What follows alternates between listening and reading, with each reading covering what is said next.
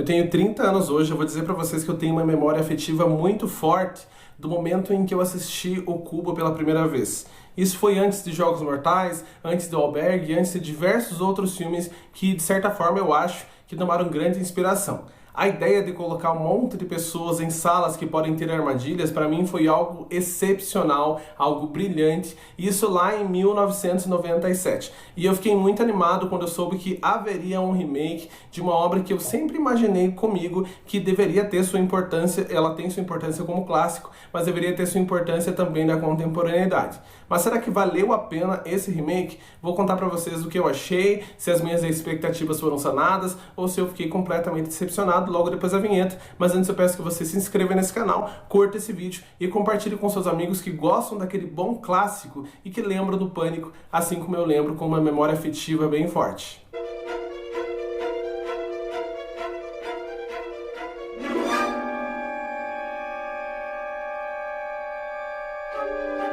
Tudo bem, pessoal? Meu nome é Diego Ferraz, sejam muito bem-vindos ao canal Cripteca e hoje vou fazer a crítica do filme O Cubo de 2022, filme esse que eu estava muito ansioso para ver. Aqui a gente vai ver uma adaptação coreana da mesma obra que conta praticamente a mesma história. Pessoas desconhecidas acordam em uma sala quadrada imediatamente. Nessa sala, a cada lado tem uma escotilha que se abre para um novo ambiente com o mesmo tamanho e logo eles acabam percebendo que se trata de um cubo. Só que em algumas dessas salas tem armadilhas essas que são muito mortais, muito sangrentas, e eles precisam entender qual é a lógica e o mecanismo desse lugar para que eles consigam sobreviver sem passar por essas armadilhas e principalmente para que eles consigam sair dali. Lembrando que eles não sabem como chegaram até esse lugar, quem os trouxe até ali e o que eles fazem ali de fato. Eis um filme, então, de sobrevivência, que a gente vai ver nossos personagens lutando, mas principalmente lutando entre si, com as suas personalidades completamente distintas. O filme do Cubo original tem vários defeitos,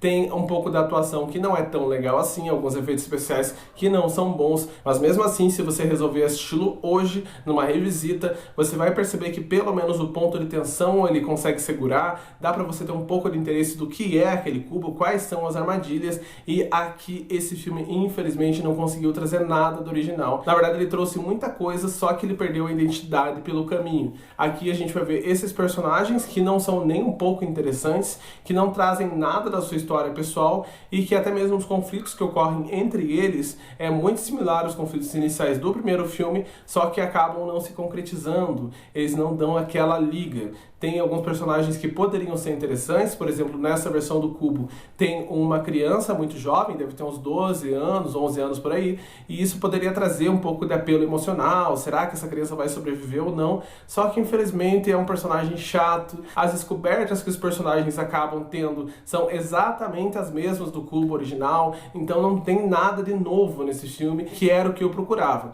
E outra coisa que eu procurava, estava muito ansioso, é a questão das armadilhas, que é o principal, o que tem ao redor dessas salas, quais são as armadilhas, será que elas serão criativas ou não? E infelizmente as armadilhas não são nem um pouco criativas. Tem a primeira, que é a cena clássica do personagem que só aparece para morrer, que é interessante, poderia ter um pouco mais de sangue, mas eu fiquei um pouco impactado, me deu aquela, nossa, vai ser um filme legal, só que de restante são chatinhas, não são legais não. Inclusive as armadilhas, algumas dessas são copiadas do filme original. Poxa, você tem a chance de fazer algo inventivo, agora tem toda a tecnologia a nosso dispor, tem coisas que poderiam ser feitas novas, assim como Jogos Mortais, que se reinventa a toda temporada com várias mortes diferentes, ou até mesmo premonição, só que no caso eles decidiram optar exatamente pelos mesmos caminhos, pelas mesmas descobertas, pelos mesmos atalhos que os personagens utilizam, e no final, que é a grande descoberta, eles acabaram entregando uma coisa meio xoxa, meio sem sentido, que pior do que o primeiro, que deixa um final completamente aberto, que não dá pra saber aonde o nosso personagem foi, só no terceiro filme do Cubo que fica mais explicado.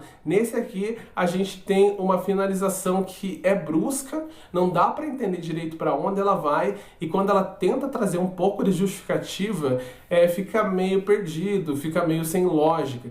Tem uma cena específica que é um flashback, que vou dizer coletivo, que um personagem tem uma memória projetada, que pra mim não fez o menor sentido. Afinal, de que momento que esse cubo teria essa informação? Se ele tivesse essa informação, ele não era uma coisa real, era uma coisa espiritual, mas logo depois ele vai pro lado real. Então não dá pra entender, esse filme ficou sem pé nem cabeça. Então, infelizmente, eu vou dizer pra vocês que é uma grande bomba. Se tivesse nota nesse canal, não costumo dar, mas de 1 a 10 eu daria uma nota 1 bem sofrida pra ele, que eu não consigo ver nenhuma parte do filme que eu posso dizer pra vocês valeu a pena por esse aspecto. Infelizmente não valeu. Então, se você quer ver o Cubo, veja o original, até mesmo os outros dois que não são tão bons, mas pode ter certeza que não são tão ruins quanto esse daqui de 2022. Então, finalizo mais uma vez agradecendo a atenção de vocês a cada momento, e caso você tenha alguma dica de filme, série, livro de terror e suspense, escreva aí que, como sempre, eu adoro ler o comentário de vocês e adoro pegar as dicas para assistir no final de semana.